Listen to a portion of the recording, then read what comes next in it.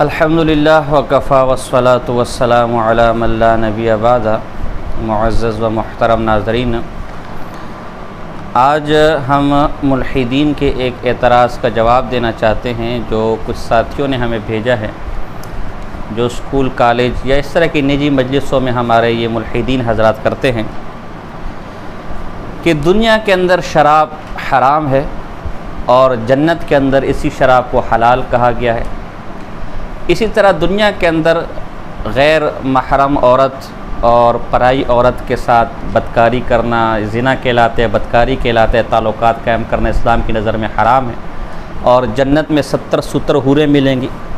तो जन्नत तो अयाशियों का अड्डा है, जो यहाँ हराम है वो वहाँ क्यों हलाल है। इस तरह शुअरा भी हमारे यहाँ जो बेदीन किस्म के शुअरा होते हैं वो इस तरह की बातें अपने अशार में कहते हैं। तो मुअज़्ज़ज़ नाज़रीन, पहले तो ये समझे कि दुनिया के अंदर भी हम बिल्कुल आज़ाद नहीं रहते। दुनिया के अंदर भी ख़ुद इंसानों की तरफ से हम पर कुछ पाबंदियाँ लागू है। जैसे हर मुल्क का एक कानून होता है, एक आइन होता है, उस कानून और आइन का वो पाबंद होता है। किसी शख्स को ये कहने का हक़ नहीं होता कि ये आइन या कानून हम पर जुल्म है, बल्कि उसके पास दो ही रास्ते होते हैं, या वो इस आइन और कानून को माने या फिर वो उस मुल्क को छोड़ के चला जाए, वो उस मुल्क का गद्दार कहलाएगा। इस तरह आप किसी इदारे में काम करते हैं, उस इदारे के चंद कवानीन हैं, चंद पाबंदियाँ। मसलन हम फ़ौज के इदारे को, चूँकि एक मुनज़्ज़म इदारा है वो फ़ौज हमारे यहाँ, फ़ौज के इदारे को हम ले लेते हैं। उसके एक यूनिफॉर्म होता है, ट्रेनिंग के दौरान घर आना जाने पर पाबंदी होती है, दीगर कई किस्म की सख्तियाँ होती हैं। एक सख्त मशक्क़त से जिस्मानी और जहनी आपको ट्रेनिंग से गुज़रना पड़ता है। कोई भी उसे बुरा भला नहीं कहता। वो कहते हैं जब आप अपनी मर्ज़ी से इस इमारत के अंदर आए हैं, इस इदारे में आप आए हैं, तो अब इसके क़वानीन आप पर लागू होंगे। इन क़वानीन की पाबंदी ही की वजह से फ़ौज इतना मुनज़्ज़म इदारा बने। इसी तरह आप देख लें कि शराब नोशी हो गई, स्मोकिंग हो गया या और नशे हो गए, ये पब्लिक मकामात पर इसकी पाबंदी है। पायलट दौरान परवाज़ शराब नोशी नहीं कर सकता। इसी तरह जो मुनज़्ज़म इदारे हैं वहाँ दौरान ड्यूटी आप शराब नोशी नहीं कर सकते। उसके अलावा आपको आज़ादी है। अब सवाल ये है कि इन दुनिया के इदारों के अंदर हम चंद हज़ार के नौकरी के लिए, चंद हज़ार की तनख्वाह के लिए और चंद हज़ार के नफ़ा और मनफ़ात के लिए उनकी इस तरह की पाबंदियाँ बर्दाश्त करते हैं। वहाँ शराब पर पाबंदी, हमें कोई एतराज़ नहीं। वहाँ किसी के साथ दौरान ड्यूटी जिनसी ताल्लुकात कायम करना, हमें कोई एतराज़ नहीं। इस तरह आप मिसाल लेकर चलते चले जाए।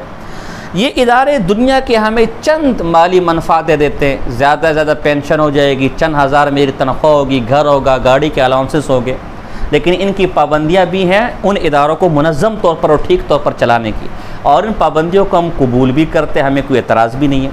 तो अल्लाह जो हमारा खालिक है, जिसने सारी कायनात को बनाया, जिसने हमें बनाया, आँखें जैसी नेमतें दी, कान जैसी नेमत दी, ज़बान जैसी नेमत दी, जिस्म और जान जैसी नेमत दी, सांस जैसी नेमत दी, औलाद जैसी नेमत दी, ज़मीन और आसमान जैसी नेमतें दी, सारी दुनिया मेवों फलों के अंदर इस हमारी खिदमत में लगी हुई है। वो अल्लाह जो इतनी बड़ी नेमतें करने वाले हमारा खालिक है, हमारा मालिक, हमारा ये अक़ीदा है।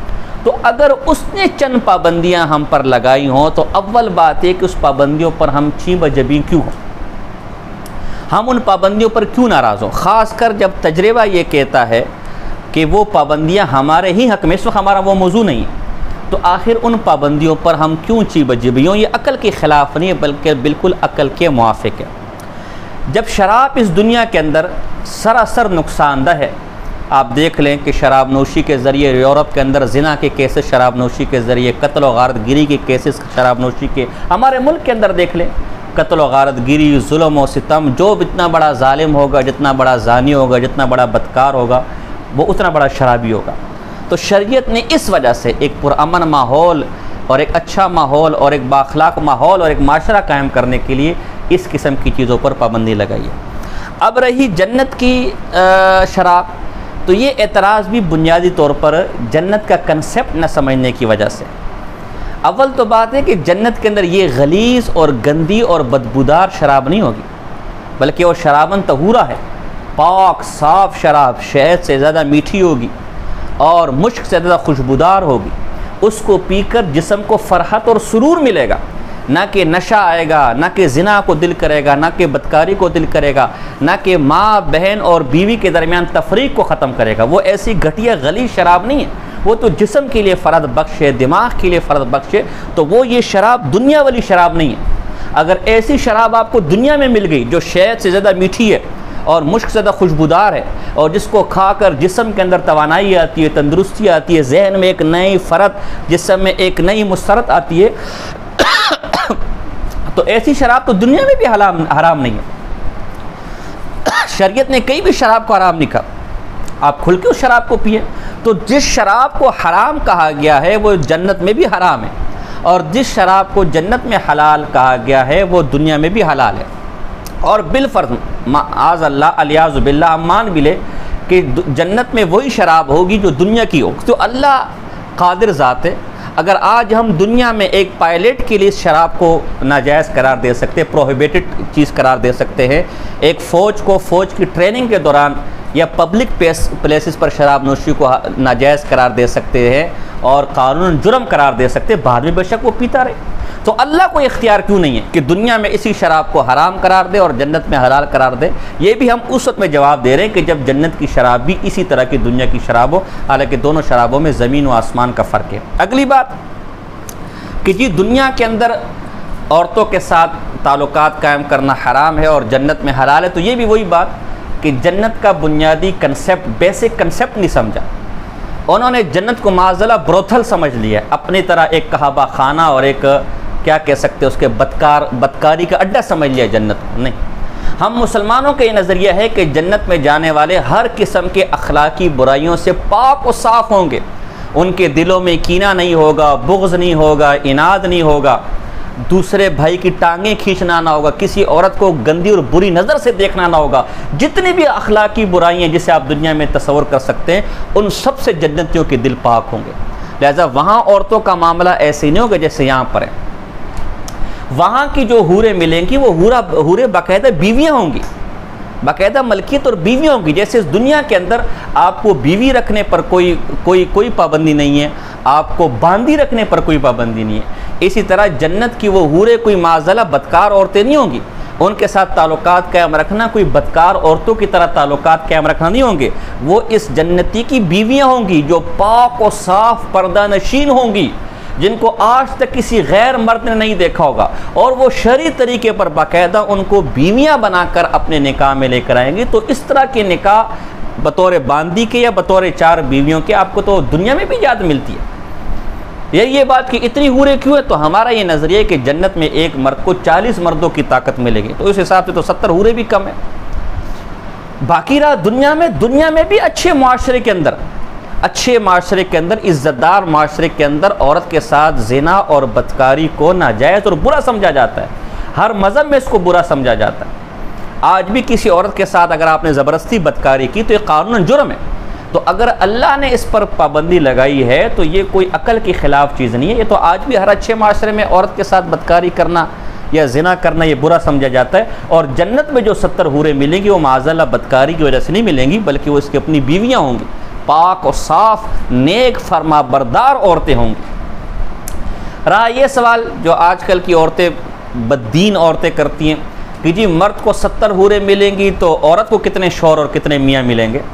तो अव्वल बात है कि जो ये सवाल करती हैं, ये अला सबील तनज़्ज़ुल में बात करूँ, अला सबील तस्लीम, इल्ज़ामी तौर पर, नहले पर दहला, ऐसे को तैसा, जो औरतें ये बात कर रही हैं कि जी हमें जन्नत में तो एक मर्द को 70 हूरें मिलेंगे तो एक औरत को कितने मर्द मिलेंगे, तो अव्वल तो वो जन्नत में जाएंगी नहीं। जिन औरतों का ये ज़हन है तो उन्हें क्या लेना देना कि एक मर्द मिलेगा, 2 मर्द मिलेगा, 10 मर्द मिलेंगे।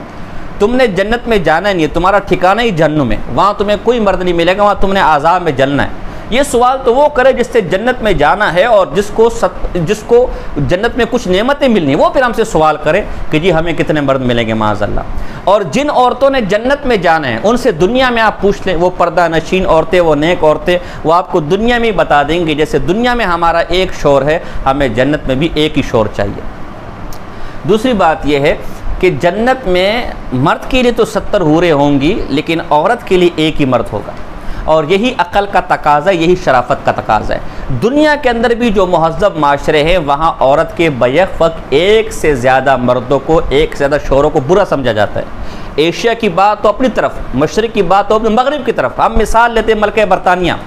क्या आज मुल्क बरतानिया इस बात को तैयार है कि बैक वक्त 4-4 शोहर अपने साथ रखे, 4-4 बादशाह अपने साथ रखे? कोई भी इसके लिए इसको दुरुस्त तस्लीम नहीं करेगा, अच्छा तस्लीम नहीं करेगा।